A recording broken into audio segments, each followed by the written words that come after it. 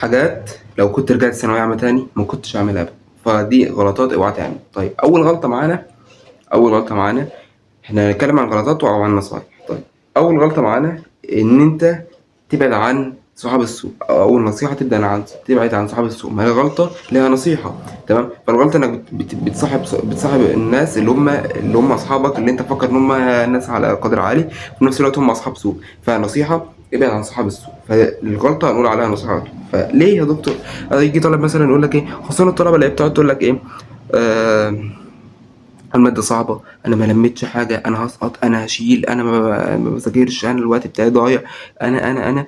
فده كله هيضيعك. تمام؟ ليه؟ هيوهمك إن أنت ماشي تمام وفوق التمام، فدماغك تقول لك اركن بقى وريح شوية، فتريح أنت تقوم جاي لابس هو إيه بيذاكر وطالب مجتهد ما شاء الله عليه. طيب ده أول نقطة. تاني نقطة، من أهم الغلطات اللي أنت بتعملها في بداية السنة إن أنت بتراكم، والتراكم ده بيجيب معاك لحد آخر السنة. طيب أتغلب على الجزئية دي إزاي؟ الحاجة اللي آخدها أذاكرها أول بأول، الحاجة اللي آخدها أذاكرها أول بأول، حتى لو انت هتقتطع وقت من وقتك، جزء من وقتك لحد ما تخلص الحاجات دي. طيب تالت حاجة ومن اهم الحاجات اللي انت تمشي عليها او تواظب عليها في بداية السنة، الا وهي ايه؟ والله يا دكتور انا دلوقتي مثلا مش عارف اذاكر، او مش عارف اظبط مادة معينة، او بغلط كتير. خلينا نتكلم على بغلط كتير دي حلها حاجة واحدة او حاجة من الاتنين، ان انت تسمع المدرس اللي انت بتاخد معاه كويس قوي، تمام؟ وكل جزئية هو بيقولها تبدأ انك تركز عليها. دي اول حاجة. طيب تاني حاجة، من حتة انا بغلط كتير، تاني حاجة ان انت طالما بتغلط كتير يبقى انت ليك حل. الحل بتاعك هو ايه؟ هو ان انت تشوف المدرس بتاعك حل المسألة دي ازاي او حل الجزئية دي ازاي، وابدأ ان انا احل زيه. تمام؟ تمام. طيب رابع حاجة او خامس حاجة اتكلم عليها النهاردة في الفيديو ان شاء الله، الا وهي ايه؟ حتة الكتب. طالب بيجي يقول لي انا اشتريت كتابين 3 4. طب ليه انت تضغط على اهلك وتضغط على في الماديات، وليه تضغط على وقتك وعلى نفسك؟ طيب اعمل ايه يا دكتور؟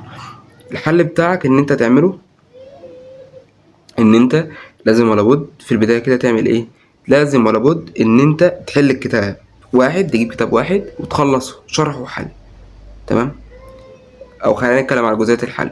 تمام؟ تخلصه حل، بعد ما تخلصه تستفاد من كل جزئيه فيه، تبدا انك تفكر تجيب كتاب تاني. تمام؟ انما مش تجيب كتاب واتنين وتلاته واربعه وتقعد تركن ده كله عرف، ملوش لازمه. تجيب افضل كتاب في الماده، وعموما في كتب بتبقى معروفه. تمام؟ فتاخد الكتاب ده تشتريه، تدخل بيه الامتحان على طول. طيب كده. طيب نتكلم عن كام سادس حاجة. خلينا نتكلم عن سادس حاجة. طيب سادس حاجة تعملها برضو في بداية السنة، ومن أهم الحاجات اللي أنت يعني ما أظنش إن أغلبكم، أو أظن إن أغلبكم بيعملها، إن أنت مثلا أهو، مثلا نفترض إن ده الكتاب، تمام؟ نفترض إن ده الكتاب حلو أوي. طيب الكتاب ده أنا حليت فيه مثلا، تمام؟ أديني حليت مثلا، نفترض إن إحنا بنحل هنا، تمام؟ انا بحل اهو، حاطط كراسه الاجابات قدامي. نفترض ان ده الكتاب ودي مثلا كراسه الاجابات قدامي، فانا قاعد ببص كده ببص على كراسه الاجابه وانقل. طب انا ما استفدتش حاجه. ليه ما استفدتش حاجه؟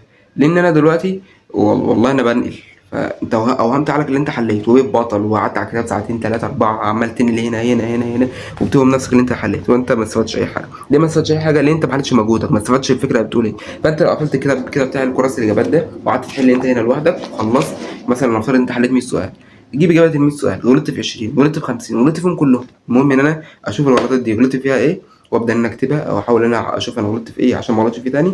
كده انت استفدت. فالاستفادة ان انت تقفل كراس الاجابات خالص، وتبدأ انك تفكر في الاجابة بتاع السؤال وتحل فيه، وقاعد تشوف ايه كراس الاجابات. بس كده، وبالتوفيق ان شاء الله لكل الطلبة. سلام.